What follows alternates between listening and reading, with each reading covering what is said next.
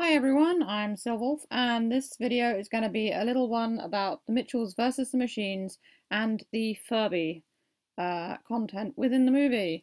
There is a little sort of section in the movie that has some rampaging Furbies, and I thought I would share what happens in it. There are spoilers in this video. If you haven't seen the movie and still plan to see it, don't watch until after you've seen it because it will spoil the fun. But if you don't mind a few spoilers, then go ahead and watch. The shout outs today go to Andrea Candy, TCCSC, and Robert Butler. So basically, the Mitchells versus the Machines, I did a video on this way back, back before the name The Mitchells versus the Machines was actually announced. Now, before it had this name, it was called Connected, and I've looked online to find out, why this happened, why the name changed and everything, and I think it was something to do with whoever was going to actually broadcast it. Now, you can watch this movie right now on Netflix. For those of you who don't have Netflix, I have taken some photos of the clip from the movie with the Furbys in. Obviously, I can't show a clip of the movie because, well, it's not really allowed, but I can show you some screenshots from the movie featuring the Furbys. So, to cut a long story short, the Mitchell family is who the film is about, and there is an uprising of robots, and basically the apocalypse has happened, all the people have been imprisoned, and so the Mitchells are pretty much the last people on Earth that can save Earth. So they end up going to this shopping mall, and there is a toy shop in this shopping mall, and they go in and they hear this sort of laughing sound. Now, the nice thing about this is they use actual 90s Furby voice clips in the film. So it's very dark, so the dad lights, he uses a lighter, lights up the shelves, and there's all these Furbies on the shelves. And then he looks over, and Furby, it's back. He sees this sign. This shows the viewer what we're looking at, basically, for those who don't know Furbies. Now, interestingly, they use the 90s Furbies, as you can see here, but they use the logo for the new Furbies. So they have kind of done a bit of a crossover on that. Similar, funnily enough, to the Furby Funko, I believe, has the same kind of thing on its... I'm looking at it right now. Yes, the packaging for the Furby Funko has the same kind of thing. Anyway, so these Furbies, they wake up, and they're quite scary. They talk to one another as well, but you don't actually... It's not the Furby language. It's kind of like a mumbling sound. It's not the proper Furby language, which is kind of sad, but I'm guessing maybe they couldn't have done that. They've used existing kind of sounds from the Furbies, like the laughing and several other sounds, but they haven't used the talking because I suppose what they're saying in the film can't really be like translated into Furbish. So they look around, and there's Furbies literally everywhere. They're all lining up all over the various levels of the mall, and there's even more of them higher up. There are millions of Furbies, and they're all over the place. So the Furbies have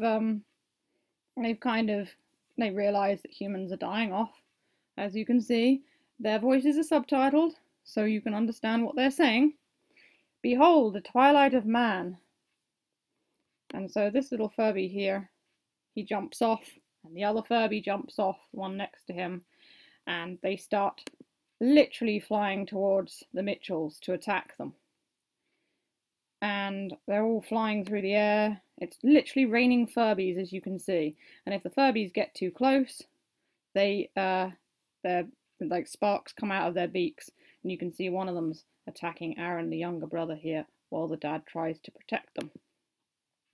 The dad hits the Furby with an arrow, and of course this angers the other Furbies. We must have vengeance, says one Furby, and so he goes off to get the elder.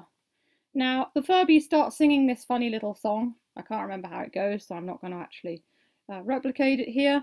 So he's they all, literally all the Furbies start summoning this elder, and the elder is a massive Furby, and I don't know how no one has noticed it before, but there it is in a huge case, and the case has a glass sort of window on it, and the Furby smashes the glass window with its face. As you can see, the crack is just appearing there. So the elder is out here. I will avenge my fallen children. So you can imagine the Mitchells are quite worried by this time. They are sort of staring at this massive Furby. So they start firing arrows and what have you at it, and the Furby says, "The pain only makes me stronger." So you can't destroy him with weapons, which is a little bit difficult. Let the dark harvest begin. So you can tell the big Furby is going to attack them. And this sort of electrical pulse comes out of its beak, and this is its attack. It's firing up its attack. And everything starts, it starts blasting things, and all the walls get blasted and everything else gets blasted, and it starts destroying things, and it starts also running after the Mitchells. So they're running away, they don't really know what to do, and Furby's coming after them, trying to hit them with its attack. And they finally kind of get backed into a corner. So they're not really sure what to do, and they're panicking a bit.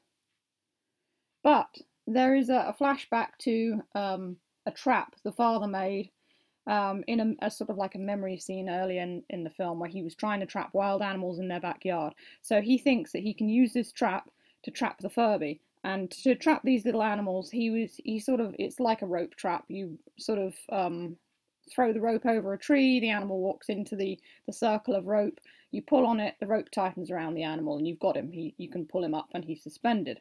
So they decide to try to do this with this massive Furby to try and defeat him. It's the only thing that they can do. You can see there's the circle of, it's kind of like a wire with all these lights off it on the floor there. And they do manage to get this Furby into the rope. But unfortunately, the Furby's too heavy. So here's the dad, he's hanging on to it. And he can't pull the Furby up. Now the Furby's getting quite angry. So he's firing up another attack. And he's trying to attack the dad. Luckily the robots, because they've got a couple of robots who they've made friends with, the robots sort of divert this attack and stop it from hitting the dad. But the other members of the family kind of jump onto the thing, and basically, I got that a bit wrong actually. The robots attack, they have these cannons in their hands that can actually kind of solidify things, which obviously makes it heavier. So because the rope's not kind of working with just one person on it, the rest of the family grab hold of it, hoping that their combined weight will be heavy enough to lift up the Furby. It's not really. So the robots decide to help by using this special beam to form this sort of like solidified casing around them to make them all heavier. And it works. And so because their combined weight plus this, whatever it is the robots encase them in, is heavy enough, the Furby gets pulled right up there. He gets turned upside down, and there he is upside down. Now he's firing off his attack, and he ends up firing and knocking out the router, which is controlling all these machines. So not only do they defeat the Furby, they also defeat all of these machines and things in the shopping mall. And so Furby's, to the great darkness I return. And he slowly closes his eyes, and that's the end of the giant Furby. So the family marches out really, really happily, you know. And, you know, they've beaten the Furby, and there's these neat little Furbys in the background blowing trumpets, and you actually see a couple of Furbys sort of fly by either side of them. It's an ongoing theme throughout the film where these little animations appear to sort of signify certain things, and that's what happens there.